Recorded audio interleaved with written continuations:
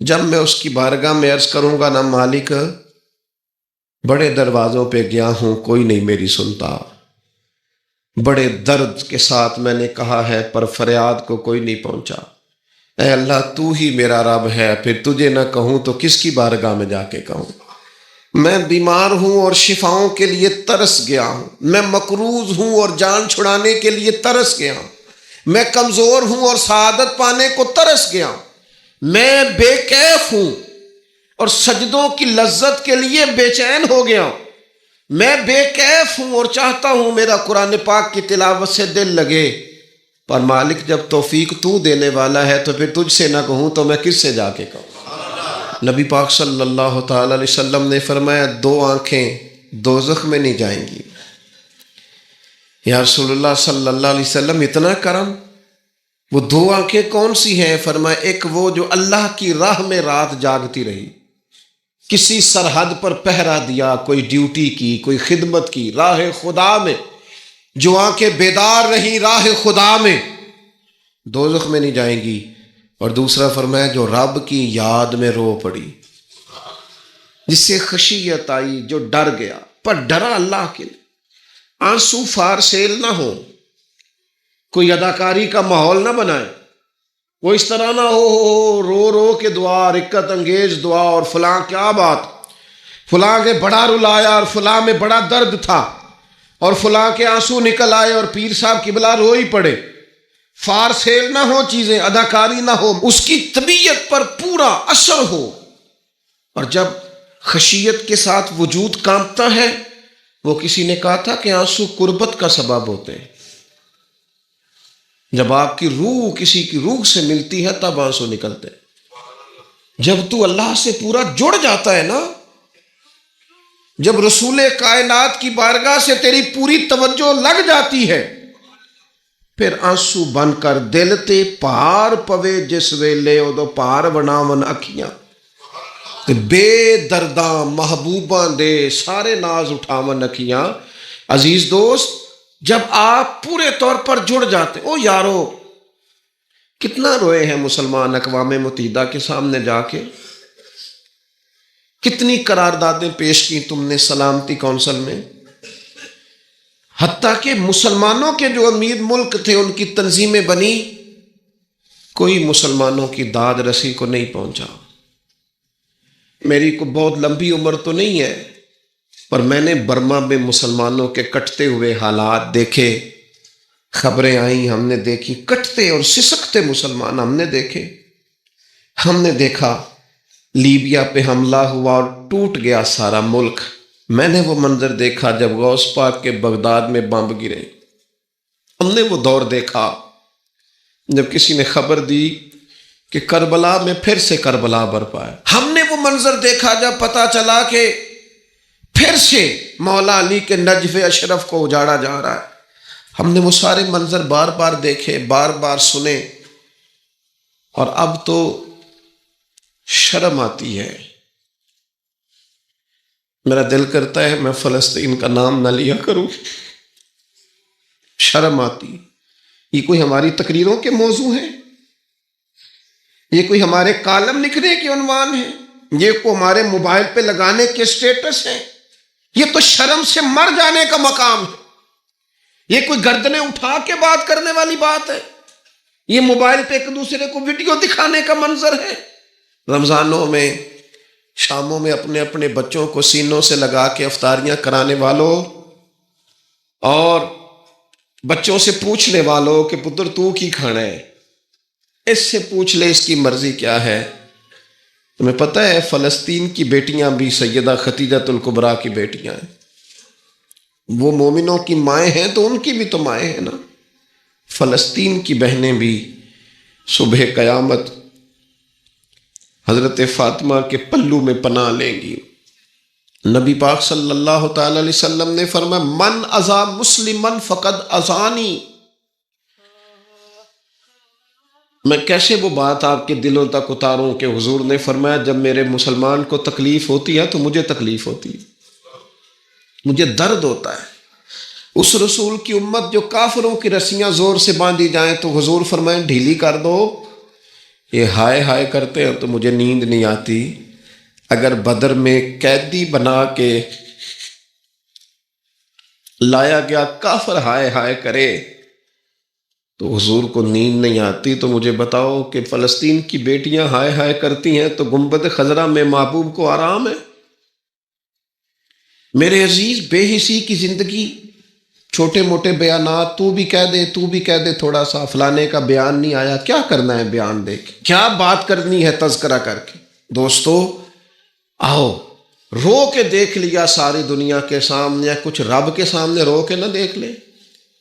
اب اسے کہے نا، اب حضور کی بارگاہ میں عرض کر کے نہ دیکھ لے کہ تجھ سے فریاد ہے اے گنبد خضرا والے، اب کعبے والوں کو ستاتے ہیں کلیسا والے، اور کی اگر تو نے دل مسلم کی دل جوئی نہیں، پھر ہمیں تانا دیں گے بت کہ مسلم کا خدا کوئی نہیں.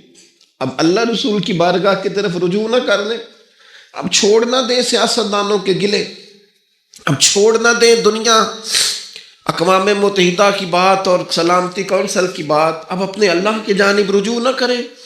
دیکھو نا، نبی پاک صلی اللہ تعالی علیہ وسلم نے ہمیں فرمایا تمہارے آنسو قدر والے ہیں، رب رسول کی بارگاہ میں بہانا، ان کو ضائع نہ کرنا. عزیز بھائیو، یہ آنسو جو اللہ رسول کی بارگاہ کی طرف بہتے ہیں، یہ اللہ کی رحمت کو متوجہ کرتے ہیں، یہ مالک کریم کے کرم کو مائل کرتے.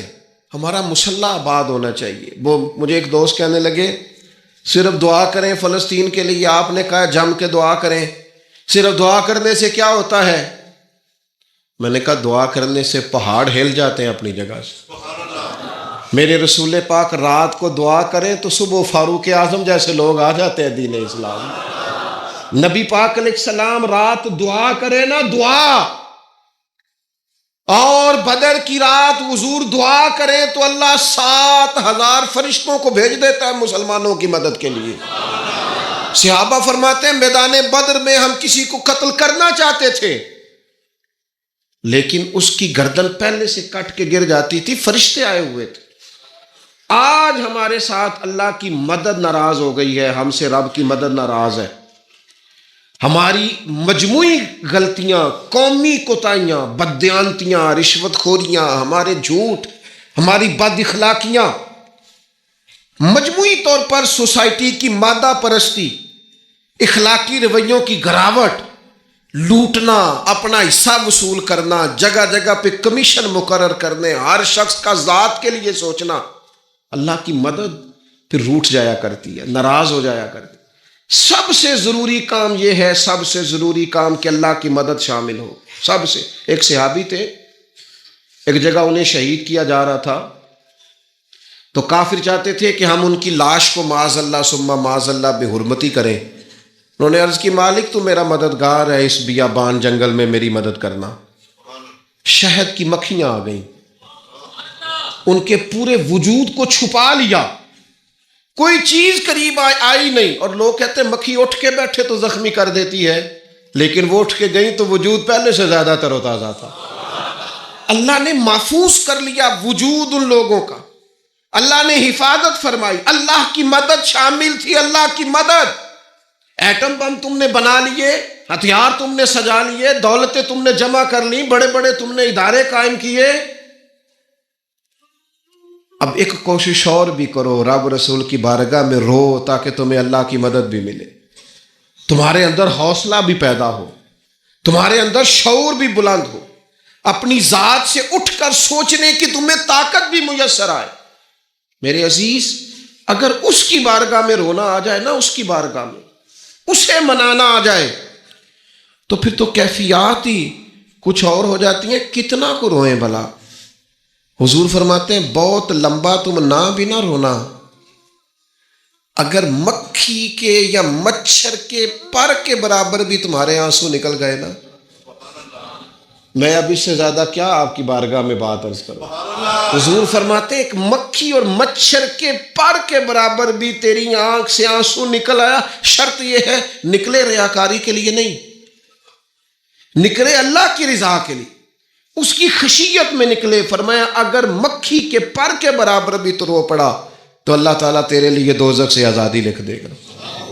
اور نبی پاک صلی اللہ تعالیٰ علیہ وسلم نے بیان فرمایا، حضور فرماتے جو اللہ کے خوف سے رو پڑے نا، جس طرح بھینس بکری گائے کے تھنوں سے نکلا ہوا دودھ دوبارہ تھنوں میں نہیں نہ جاتا، اسی طرح جو رب کی یاد میں رو پڑے وہ دوزخ میں نہیں جاتا۔ یہ مثال دیکھیں کیسی دی حضور نے سمجھانے کی۔ اگر کبھی رونا آئے اس کے لیے تنہائی کا انتخاب کریں، مجموعوں میں نہیں۔ ایک بندے کو حضرت عمر نے مجمع میں روتا دیکھا تو فرمایا یہ کام تو اکیلے میں کرتا، تیرے لیے برکت والا ہوتا، تیرے آنسو نکلے، تیرے رخساروں پہ بہیں۔ اور شیر خدا تو شیر ہے نا، حضرت مولا علی شیر خدا فرماتے ہیں اگر تیری آنکھوں سے کبھی آنسو نکلے نا اللہ کی یاد میں، حضور کی محبت میں، تو فرمایا ان آنسوؤں کو پوچھنا نا، ان کو چہرے سے صاف نہ کرنا، یہ تو آنسو اس قابل ہیں کہ تیرے رخساروں پہ رہیں، یہ تو روشنی ہے تیرے چہرے کی، ان کو پوچھنا نا۔ حضرت علی رضی اللہ تعالیٰ عنہ نصیحت کرتے ہیں انہیں رہنے دے، یہ آنسو بڑا قیمتی ہے، یہ نکلا تیری آنکھ سے ہے پر کسی کا ہو کے نکلا ہے، نکلا تیری آنکھ سے ہے پر کسی کے لیے نکلا، نکلا تیری آنکھ سے ہے پر اس نے تجھے بتایا ہے کہ تیرے وجود میں، تیری دھڑکنوں میں، تیرے جذبات میں کسی اور کا بھی حصہ ہے۔ یہ رب رسول کی رضا کے لیے چھلکا۔ وہ حضرت شیخ سعدی رحمۃ اللہ تعالی علیہ آپ مہمان نواز بڑے تھے حضرت سعدی۔ کچھ لوگ نا بڑے مہمان سارا دن یہی سوچتے رہتے ہیں کسی کو کھلانا کیسے ہے، ہاں جی دنیا آوے کھا کھا جاوے تے راضی ہوئے بلا۔ تو حضرت سعدی مہمان نواز بڑے تھے تو قرضہ چڑھ گیا، قرضہ صرف مہمانوں کو کھانا کھلانے کا ہی تھا۔ تو ایک دن سارے ہی قرض کھا کے بیٹھ کے کہنے لگا بابا پیسے دیں گے تو جائیں گے، پیسے رکھ، سب جھگڑا کر رہے ہیں۔ تو حضرت سعدی کہتے ہیں وہ مطالبہ کر رہے ہیں پیسے دو اور مجھے ٹینشن ہے ان کو کھلایا پلایا کچھ نہیں۔ تھوڑی دیر گزری تو ایک بچہ آ گیا کچھ بیچتا بیچتا، اس نے آ کے کہا نوجوان نے کہ جناب میں مجمع دیکھتے ہیں تو بعض لوگ بیچنے والے آ جاتے ہیں، اس نے وہ چیز بیچنے کے لیے سامنے کی تو کہنے لگا لینی ہے، تو حضرت فرمانے لگے میرے مہمانوں کو دے دو کھا لیں۔ انہوں نے دے دی، اب وہ کہنے لگا پیسے، تو حضرت بڑے پریشان ہوئے، کہنے لگے بیٹا آپ بھی بیٹھ جائیں، یہ بھی سارے پیسے لینے ہی آئے ہیں، ان کو ملیں گے آپ کو بھی مل جائیں گے۔ تو وہ نوجوان رو پڑا،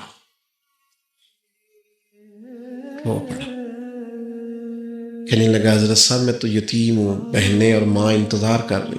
حضرت بڑے پریشان ہوئے، یہ کیا ہو گیا؟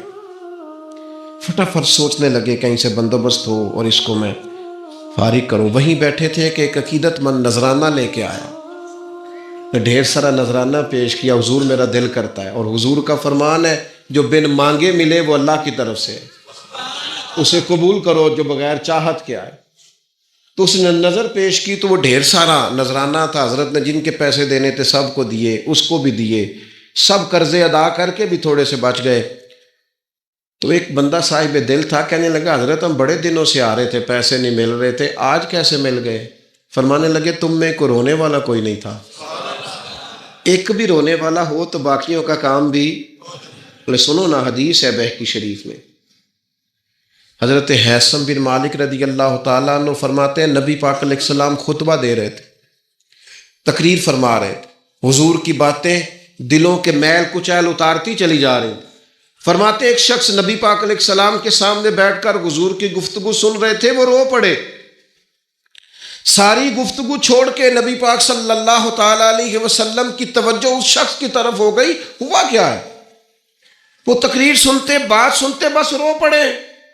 تو نبی پاک علیہ السلام فرمانے لگے آج اگر وہ سارے مومن بھی یہاں موجود ہوتے جن کے گناہ پہاڑوں کے برابر وزنی ہوتے تو اس ایک بندے کے رونے کی وجہ سے اللہ سب کی بخشش فرما دیتا۔ اور نبی پاک علیہ السلام فرمانے لگے یہ رویا ہے تو اس کے رونے پر فرشتے بھی روئے ہیں، اور فرشتے دعا کر رہے ہیں کہ اے اللہ یہ جو نہیں روتے نا ان کے حق میں ان کی سفارش قبول کر لے جو تیری بارگاہ میں روتے ہیں، جو تیرے حضور عرض گزار ہوتے ہیں ان کی سفارش قبول کر لے، ان کے حق میں قبول کر لے۔ وہ بڑا رو لیا ہے فیکٹری کے مالک کے سامنے، بڑا رو لیا امیروں کے سامنے، مالداروں کے سامنے، تگڑے رشتہ داروں کو مائل کرنے کی بڑی جد و جہد کر لی، کچھ وقت سحری میں اٹھ کے رب کے حضور نہ روئیں، کچھ وقت سحری میں سجدہ لمبا نہ کریں اس کی بارگاہ میں، کچھ دعائیں اس کے حضور نہ مانگیں۔ میں کہوں گا ماؤں سے پریشان ہے بیٹے، سحری میں دامن پھیلا دو رب کی بارگاہ میں۔ میں کہوں گا والد سے سفارشیں تم نے بڑی ڈھونڈ لی، جدوجہد بڑی کر لی، یاروں سے بڑا کہہ لیا کہ بیٹے کو باہر بھیجنا ہے، کوئی کاروبار ٹھیک کرنا ہے، اب کچھ دروازہ اللہ کی رحمت کا بھی تو کھٹکھٹاؤ نا۔ اور میرے نبی پاک علیہ السلام نے گارنٹی دی ہے، فرمایا ماں باپ اولاد کے لیے جو بھی مانگے اللہ اپنے فضل سے عطا فرماتا ہے۔ اللہ کی بارگاہ کی طرف رجوع کریں، زیادہ توجہ رب کی جانب، اتنا نہ دوڑیں بندوں کے پیچھے، اتنا نہ منائیں بندوں کو، اللہ کی طرف توجہ، اپنے رب کی بارگاہ میں رونا، اللہ رسول کے حضور حاضر ہونا ہے۔ آپ دیکھیے کس قدر جم کے صحابہ حضور کی محبت میں آنسو بہاتے۔ حضرت صوبان بن مالک آ کے روئی پڑے تھے نا، حضور نے خود جا کے پوچھا کیا ہوا، بتانا نہیں پڑا، بس آنسو چھلکے تو نبی کریم نے فرمایا صوبان کیا ہوا؟ عرض کی دل نہیں لگتا، یہاں تو پریشان ہوتا ہوں تو زیارت کر لیتا ہوں، تو جنت میں کیسے دل لگے گا؟ بس وہ روئے تھے نا، حضرت جبریل آ گئے، کہا محبوب رب فرماتا ہے جو اللہ رسول کی اطاعت کریں گے جنت میں بھی اللہ پڑوس عطا کر دے گا۔ رو پڑے تو جنت تک بات چلی گئی، رو پڑے تو میرے عزیز یہ تو ہے نا عام آدمی کا رونا، صحابہ کا رونا۔ اور اگر آنسو نبی پاک کے نکل آئیں تو صحیح مسلم میں، صحیح بخاری میں حدیث ہے، سرکار دو عالم علیہ السلام ان آیات کی تلاوت فرما رہے تھے جو حضرت ابراہیم علیہ السلام کے بارے میں آئیں، جو جناب عیسیٰ کے بارے میں آئیں، جن آیات میں حضرت ابراہیم اور جناب عیسیٰ علیہ السلام نے کہا ہے اللہ بہت سارے لوگ گمراہ ہو گئے، بہت سارے لوگ گمراہ کر دیے گئے، اور جن میں یہ فرمایا کہ یا اللہ جو میری اطاعت کریں گے وہ میرے ہیں، اور جو میری نافرمانی کرے تو ان کے لیے غفور ہے۔ جب اپنی اپنی امت کے گناہگاروں کا تذکرہ جناب ابراہیم اور حضرت عیسیٰ علیہ السلام جو کرتے ہیں، اور قرآن مجید نے جس کا بیان کیا اس کو حضور نے پڑھا تو نبی پاک کی آنکھوں میں آنسو آ گئے۔ یہ مسلم شریف ہے، حضور روئے۔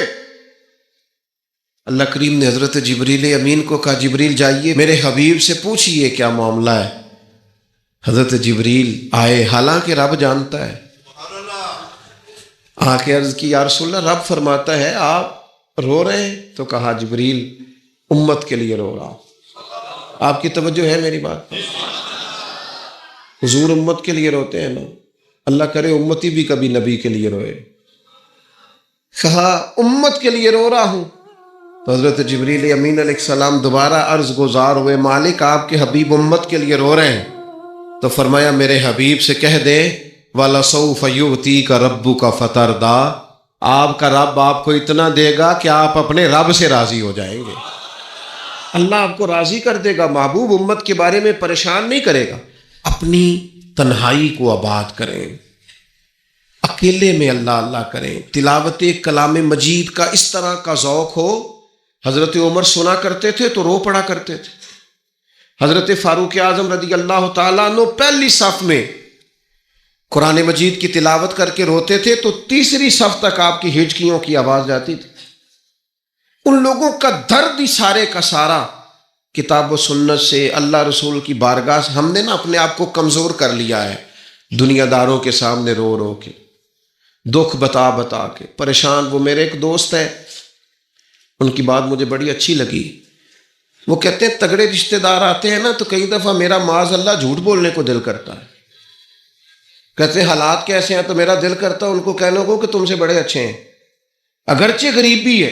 کہتے ہیں میں چڑھتا ہوں کہ بندوں کا کیا کام ہے آ کے میرے لیے پریشانی کا اظہار کریں اور کہیں کوئی حکم ہوا تو بتانا کیا مطلب ہے۔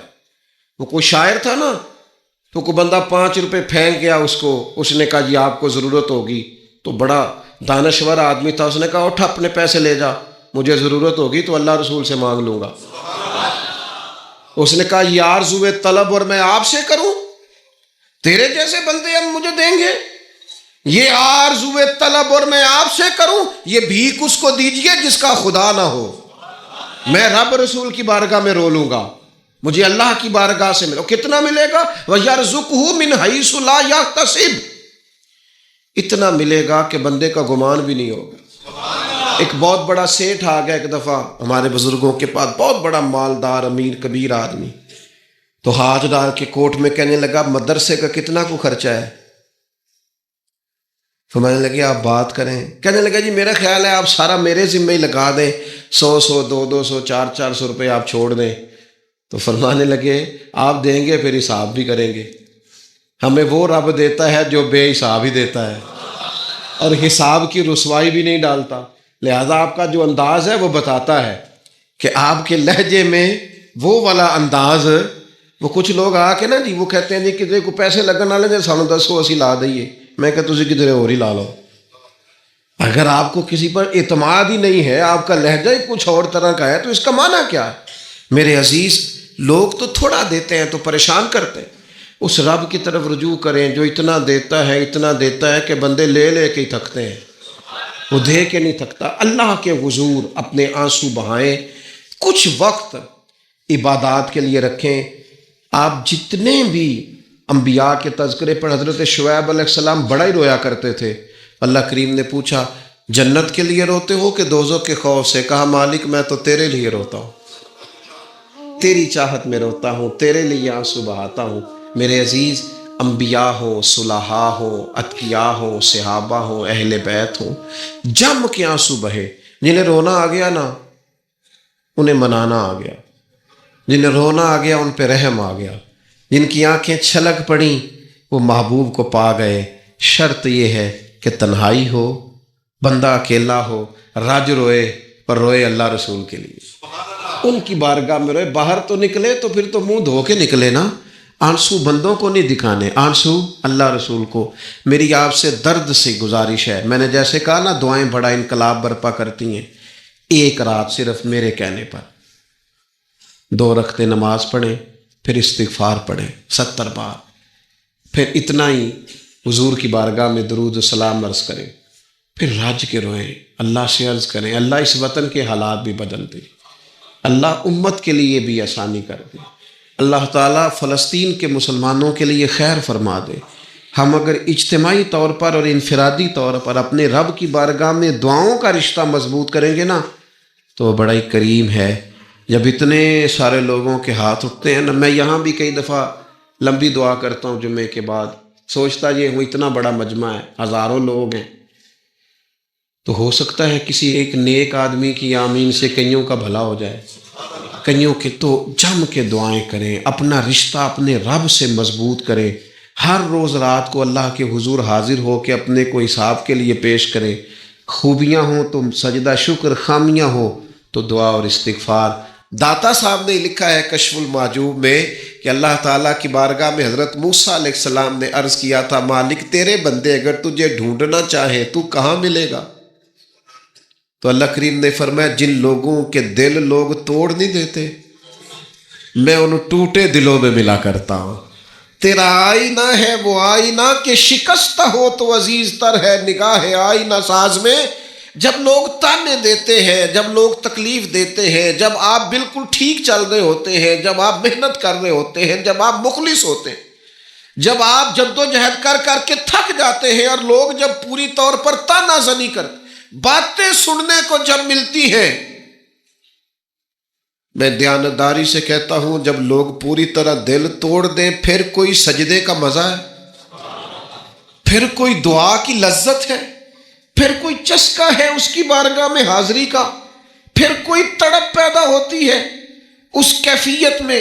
وہ جب لوگ آپ کو پوری طرح تکلیف دیں اور سارے اسباب ظاہری ختم ہو جائیں، وہ جو لذت ہے نا اللہ کی بارگاہ میں جڑنے کی، وہ تعریف والوں کو کئی دفعہ نصیب. ٹوٹے دلوں میں تو رب ملتا ہے، نہ بچا بچا کے تو رکھ اسے تیرا آئینہ ہے وہ، یہ شکستہ ہو تو عزیز تر ہے نگاہ آئینہ ساز میں. میرے عزیز طے کریں کہ اپنے ضمیر کے مطابق فیصلے ہوں گے، اللہ رسول کی رضا پانے کا کام ہوگا، اور اس تعریف سے نکل آئیں گے ہم کہ لوگ ہمارے بارے میں کیا کہتے ہیں. میں عرض کر چکا ہوں کہ داتا علی اجویری رحمۃ اللہ علیہ فرماتے ہیں کہ نبی پاک علیہ السلام کو صادق کہتے ہیں، امین کہتے ہیں، صلہ رحمی کرنے والا کہتے ہیں، اور جب کہا لا الہ الا اللہ پڑھو تو پھر جادوگر، پھر معاذ اللہ شاعر، پھر کچھ اچھا وہ یہ سارا کچھ کہتے رہے تو کیا حضور شام کو بیٹھ کے حضرت صدیق اکبر کے پاس یا گھر میں سیدہ خدیجہ کے پاس یہ تبصرے کرتے تھے معاذ اللہ کہ دیکھو جی لوگ بات ہی نہیں سنتے، دیکھو توجہ ہی نہیں کرتے، دیکھو مجھے جادو؟ حضور یہ تبصرے کرتے تھے؟ وہ جس طرح بچہ آگ کے قریب بار بار جاتا ہے اور ماں ہاتھ پکڑ پکڑ کے روکتی نہیں، غصہ نہیں کرتی، اس کا خیال ہوتا ہے اسے پتہ ہی نہیں یہ جل جائے گا، یہ رات کو بیٹھ کے تبصرے نہیں ہوتے تھے، بلکہ اللہ کا قرآن کہتا ہے اللہ کا باقی النفس کا، اے محبوب کیا آپ اپنی جان پر کھیل جائیں گے؟ اللہ یکون مؤمنین، اس بات پر کہ یہ ایمان کیوں نہیں لاتے؟ حضور آپ نے تو جان کی بازی لگا دی گویا، اتنی محنت کرتے ہیں، اتنی محنت کرتے ہیں، یہ اللہ کا قرآن ہے، وہ جادوگر کہتے جا رہے ہیں، ساحر کہتے جا رہے ہیں، اور حضور جان کی بازی لگا کر دین بتاتے جا رہے ہیں۔ یہ مزاج ہے کہ آپ ان لوگوں کے بیچ کھڑے ہو کر انہی کی خیر کی بات کریں، انہی کے حق میں بھلے کی بات کریں جو آپ پر طعنہ زنی کر رہے ہیں، آپ انہی لوگوں کے لیے۔ دیکھیے حضرت موسیٰ علیہ السلام کتنی جد و جہد کی جناب کلیم نے، کبھی فرعونیوں سے مقابلہ ہے، کبھی دریاؤں کا سفر ہے، کبھی صحراؤں کا علاقہ ہے، کس طرح حضرت موسیٰ علیہ السلام نے جد و جہد کی اپنی قوم کو نکالنے کے لیے۔ آپ قرآن مجید کھولیں، جگہ جگہ حضرت کلیم علیہ السلام کا ذکر ملے گا، کبھی وہ پانی کا مطالبہ لے کے آ گئے، کبھی کچھ لے کے آ گئے، دن رات حضرت موسیٰ علیہ السلام انہیں فرعون سے، فرعونیوں سے نجات دلانا چاہتے ہیں، لیکن وہ کتنی ذہنی اذیت دیتے ہیں۔ آپ تاریخ پڑھ کے دیکھیں، کبھی وہ ان سے کہا گائے ذبح کرو تو پوچھتے ہیں رنگ کیسا ہو، بچڑی ہو کہ جوان ہو۔ کبھی حضرت موسیٰ علیہ السلام کے بارے میں معاذ اللہ ثم معاذ اللہ، یہاں تک انہوں نے کہہ دیا کہ آپ نے تو اپنے بھائی حضرت ہارون کو قتل کر دیا، یہاں تک کہ ایک عورت کو کہا جا کے جناب حضرت موسیٰ پہ الزام لگا دو۔ کبھی وہ کہتے ہیں کہ معاذ اللہ آپ اتنا اپنے آپ کو پردوں میں چھپا کے رکھتے ہیں، چونکہ حضرت کلیم بڑے حیادار تھے، اللہ کے سارے نبی حیادار ہوتے، تو وہ کہتے تھے لگتا ہے جسم پہ معاذ اللہ ثم معاذ اللہ کوئی عیب ہے، کبھی کوئی بات، کبھی کوئی بات، کبھی کوئی بات۔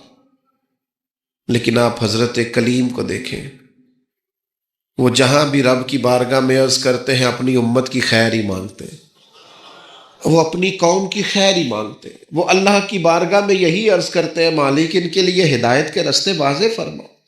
یہاں تک ان کی قوم نے کہہ دیا معاذ اللہ، یہ اللہ کا قرآن فرماتا ہے، آپ سورہ آراف پڑھ کے دیکھیے، وہ کہنے لگے اے موسیٰ ہمیں تو آپ سے پہلے بھی آپ کی وجہ سے تکلیف پہنچی، معاذ اللہ آپ کے بعد بھی آپ کی وجہ سے تکلیف پہنچی، وہ آپ کی ولادت کی خبر معروف ہوئی تو فرعون نے ہمارے بچے قتل کرانے شروع کر دیے، تو آپ کے تو آنے سے پہلے ہمیں تکلیفیں پہنچ رہی۔ لیکن حضرت موسیٰ پھر بھی کہتے ہیں اور صبر کرو تمہارا دشمن ہلاک ہو جائے گا، اللہ تعالیٰ تمہیں کامیابی دے گا۔ اور پھر اللہ تعالیٰ نے اس کا اعلان بھی فرمایا، فرمایا یاد کرو نا بنی اسرائیل والوں، وہ وقت یاد کرو نا، وَإِذْ نَجَّيْنَاكُمْ مِنْ آلِ فِرْعَوْنَ، پھر ہم نے تمہیں نجات دی فرعون والوں سے، پھر ہم نے تمہیں نجات دی ان لوگوں سے، فرعونیوں سے تمہیں بچا لیا۔ کس کی برکت سے؟ حضرت موسیٰ علیہ السلام کی برکت، اللہ نے ان کے ذریعے تبلیغ فرما کے بچا لیا۔ قومیں اس قدر تکلیف دیتی ہیں۔ حضرت سیدنا شعیب علیہ السلام کا ذکر ہمیں ملتا ہے سورہ ہود کے اندر۔ حضرت شعیب اپنی قوم کو منع کر رہے ہیں، کیا کہہ رہے ہیں؟ ناپ تول پورا کرو، نا انصافی نہ کرو، لوگوں کا حق نہ مارو، یہ خیر کی دعوت۔ قوم جواب میں کیا کہتی ہے؟ سورہ ہود پڑھیے، وہ کہتے ہیں ہمیں نہیں سمجھ میں آتی آپ کی باتیں، اگر ہمیں آپ کے قبیلے کا ڈر نہ ہوتا تو معاذ اللہ ہم تو آپ کو پتھر مار مار کے شہید کر دیتے۔ آپ انہیں تبلیغ دین کر رہے ہیں، آپ انہیں اخلاقیات سکھا رہے ہیں، آپ ان کے کردار و عمل میں خوبصورتی پیدا کرنا چاہ رہے ہیں۔ وہ کہتے ہیں اگر آپ کے قبیلے کا خوف نہ ہوتا تو ہم تو آپ کو شہید کر دیتے۔ تو جواب میں حضرت شعیب نے کیا کہا؟ جاؤ پھر موج کرو۔ انہوں نے کہا ایسی قوم کو تبلیغ کروں جو پتھر مارنے کی بات کرتی ہے؟ کیا میں اب ایسے لوگوں کو دعوت خیر دوں جو مجھے شہید کرنے کی بات؟ کیا خوبصورت جملہ ہے قرآن مجید نے بیان کیا۔ حضرت سیدنا شعیب فرمانے لگے وَيَا قَوْمِ اعْمَلُوا عَلَىٰ مَكَانَتِكُمْ إِنِّي عَامِلٌ، فرمانے لگے قوم والو تم اپنی جگہ کام کرتے رہو جو تم نے کرنا ہے، اور میں اپنی جگہ دین کی تبلیغ کرتا رہوں. کرو تم اپنا کام اور میں اپنا. شکوے ظلمت شب سے تو کہیں بہتر تھا، ہم اپنے حصے کی کوئی شمع جلاتے جاتے. دوستو لوگ تو تانا زنی کریں گے. ایک خاص بات کرنی ہے آپ سے. ایک دانشور نے مجھے تو بڑا تڑپایا ہے، ہو سکتا ہے آپ بھی تڑپ جائیں. دیکھا ہے جو کچھ میں نے اوروں کو بھی دکھلا دے. ایک دانشور کی بات پڑھی میں تو ٹوٹ گیا. اس نے کہا مسئلہ پتہ کیا ہے، بدی پھیلانے والے تھوڑے ہیں اور نیکی پھیلانے والے زیادہ ہیں، لیکن پھر بھی زمانے میں بدی کیوں زیادہ پھیل رہی ہے، نیکی کم کیوں پھیلتی ہے؟ تعداد نیکی پھیلانے والوں کی زیادہ ہے، بدی پھیلانے والوں کی کم ہے، لیکن سوسائٹی میں چلن بدی کا کیوں عام ہے؟ تو کہنے لگا اس کی وجہ یہ ہے کہ جس اخلاص کے ساتھ بدی پھیلانے والی بدی پھیلاتے ہیں نا، اس اخلاص سے نیکی پھیلانے والے نیکی نہیں پھیلاتے. اور جتنی محنت شیطان کرتا ہے لوگوں کو گمراہ کرنے کے لیے، اتنی محنت دیندار کیوں نہیں کرتے بچانے کے لیے؟ جس تیزی کے ساتھ لوگ دین کے مخالف کوششیں کرتے ہیں، اتنی محنت کے ساتھ دیندار لوگ جدوجہد کیوں نہیں کرتے؟ کاش کبھی لوگ اتنے مخلص ہو جائیں جتنے بدی پھیلانے والے مخلص ہیں، تو انقلاب آ جائے. مجھے ٹینشن ہو گئی تو مجھے انزائٹی ہو گئی تو مجھے گھبراہٹ ہو رہی ہے، انجانا خوف، بلا وجہ کا ڈر، نکالو باہر پھینکو. جب کربلا کے دن آئے تو سمجھ جایا کرو خوف کسی چیز کا نام نہیں. اور دوسرا، ظالم بزدل ہوتا ہے، جھوٹا بندہ بزدل ہوتا ہے، دھوکے باز بندہ بزدل ہوتا ہے. غریب آدمی سچا ہو، کمزور بھی ہو تو طاقتور ہوتا ہے. آپ طاقتور بنے، دلیر بنے، ہمت والے بنے.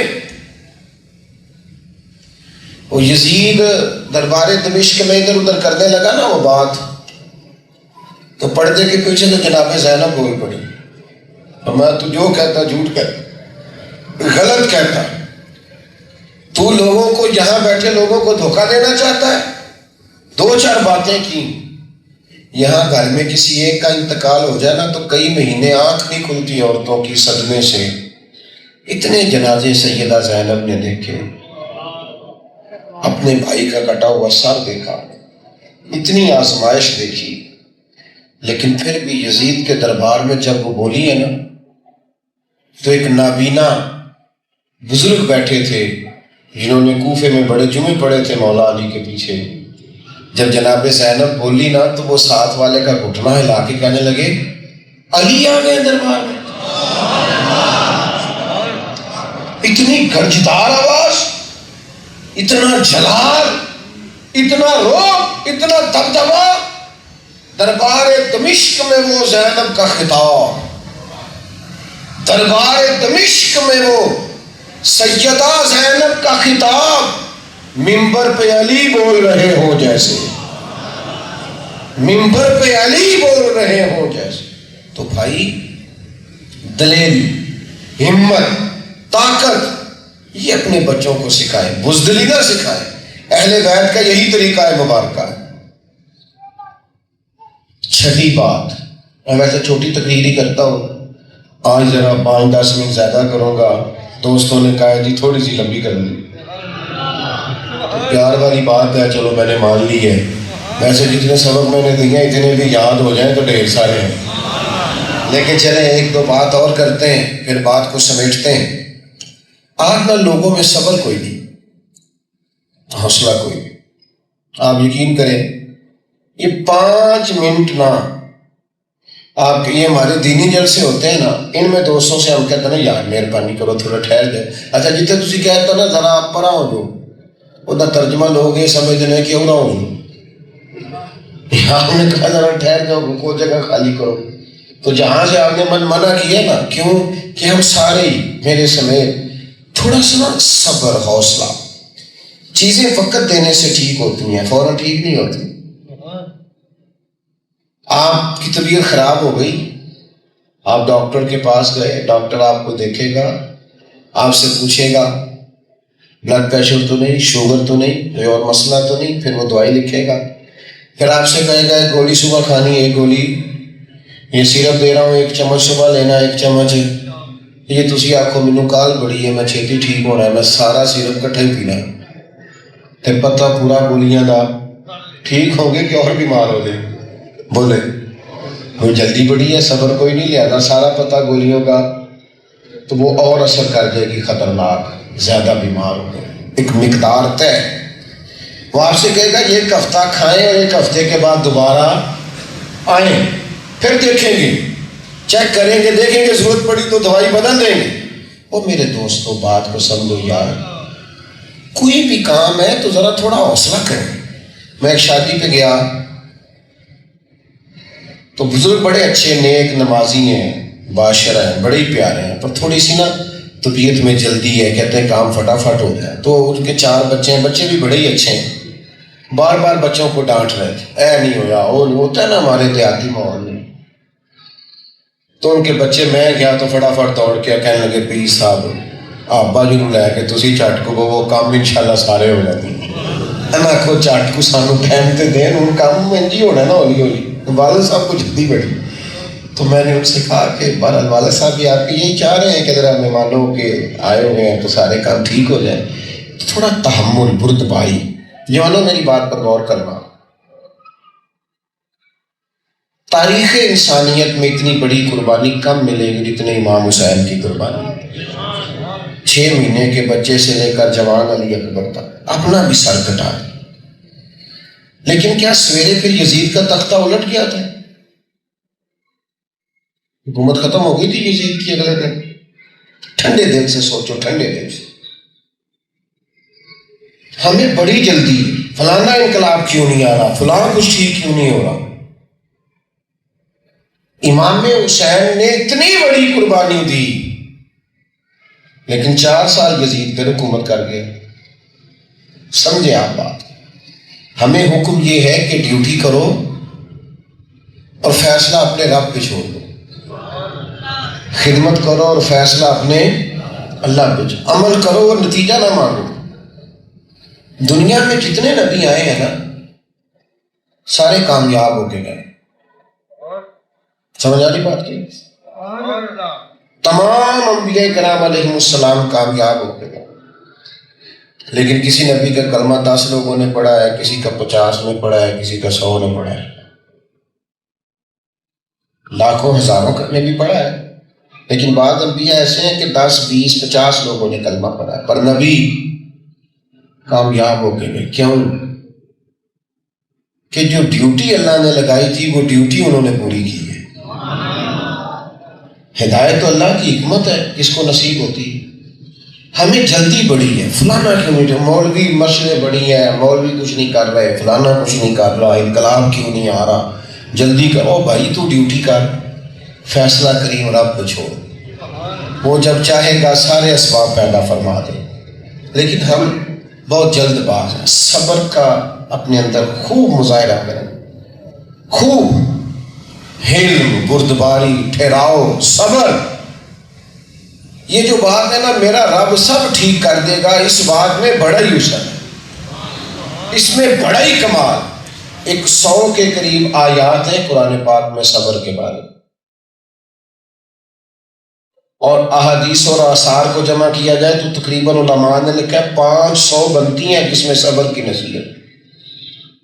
مولا علی شیر خدا رضی اللہ تعالیٰ عنہ فرماتے ہیں انسانی جسم میں جو سر کا مقام ہے نا، یعنی آنکھیں بھی سر میں، کان بھی، دماغ اور ذہن اور سوچ بھی سر میں، زبان بھی، فرمایا جو انسانی جسم میں سر کا مقام ہے وہی دین میں صبر کا مقام ہے۔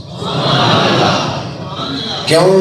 کہ ان اللہ مع الصابرین، رب صبر کرنے والوں کے ساتھ۔ اور ہمیں حکم یہ دیا گیا کہ زندگی میں مشکل آ جائے تو مدد بھی صبر اور نماز سے مانگو، استعینوا بالصبر والصلاۃ، صبر اور نماز سے مدد مانگو۔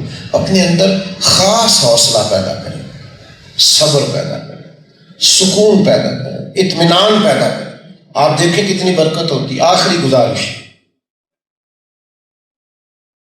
امام علی مقام رضی اللہ تعالیٰ عنہ کی زندگی نہ ہمیں ایک سبق دے گئی، درس دے گئی کہ تمہارا نہ نماز اور قرآن سے پیار کم نہیں ہونا چاہیے۔ کربلا میں پانی بند ہوا تھا، کھانا بند ہوا تھا، پر تلاوت نہیں بند ہوئی تھی، عبادت بند۔ امام حسین کو نماز اور قرآن سے اتنا پیار ہے کہ سر سجدے میں کٹایا ہے اور تلاوت نیزے کی نوک پہ بھی جاری ہے۔ اب میرے سخی حسین دی شان ویکھو، ایسا رتبہ تے کسے بھی پایا ہی نہیں۔ لکھاں ہوئے شہید جہان اندر، پر سجدے اندر تے کسے سیس کٹایا ہی نہیں۔ اپنے رب نو راضی کرن واسطے ہتھاں اتے تے کسے بال پہایا ہی نہیں، تے ممبراں اتے تے سب قرآن پڑھ دے تے چڑھ کے نیزے تے کسے سنایا ہی نہیں۔ ممبراں اتے تے سارے ہی قرآن پڑھ دے پر چڑھ کے نیزے تے کسے سنایا ہی نہیں۔ امام حسین نے تو نیزے کی نوک پہ بھی تلاوت نہیں چھوڑی ہے، اور ہم نے صبح جگی ہی نہیں۔ کیسے حسینی؟ اگر نماز ہی نہ پڑھے تو امام علی مقام نے تو کربلا کی تپتی ریت پہ بھی سجدہ کیا، تو ہم نماز چھوڑ دیں تو حسینی ہے؟ تو میرے بھائی، کچھ چیزیں ایسی ہیں جن میں نا کچھ لوگ نا وہ یکم سے 10 محرم تک بڑے نیک ہوتے ہیں، کہتے ہیں فلانی چیز نہیں ٹی وی پہ لگانی، فلانی نہیں لگانی، تو 10 محرم کے بعد آپ کا امام حسین سے تعلق ختم ہو گیا، اب جو مرضی کرو۔ یہ کیسی حسینی ہے؟ تو میرے عزیز، اپنے اندر صبر، حوصلہ، عبادت، ریاضت، رزق حلال، یہ سارا اہل بیت کا دیا ہوا سبق ہے، اس کو یاد کریں، اپنی زندگی تھوڑی بہتر کریں۔ میری آپ سے گزارش ہے کہ اپنی طبیعتوں کے اندر ٹھہراؤ لائیں اور اپنے وجود سے کام لیں، اپنے آپ کو ضائع نہ کریں۔ یہ ویڈیو دیکھ رہا ہوں، یہ میں موبائل چلا رہا ہوں، یہ میں جناب یہاں کھانے کے لیے بیٹھا ہوں، یہ میں بلا وجہ بیٹھا ہوں، ان چیزوں سے اپنے آپ کو بچائیں۔ اللہ تعالیٰ مجھے اور آپ کو توفیق عمل دے۔ ہم دعا دا ٹائم ہے، ہم تو چھڑ دے جان پہ دعا ہی مانگ لیے، چلو ڈال کے چھوڑ دے، سارے جیبوں میں ڈالیں۔ بیٹا چھوڑ دو پیارے بچے، ہاتھ اٹھاؤ اللہ کے حضور، دعا کرو۔ الحمدللہ رب العالمین والعاقبۃ للمتقین والصلاۃ والسلام علی سید الانبیاء والمرسلین۔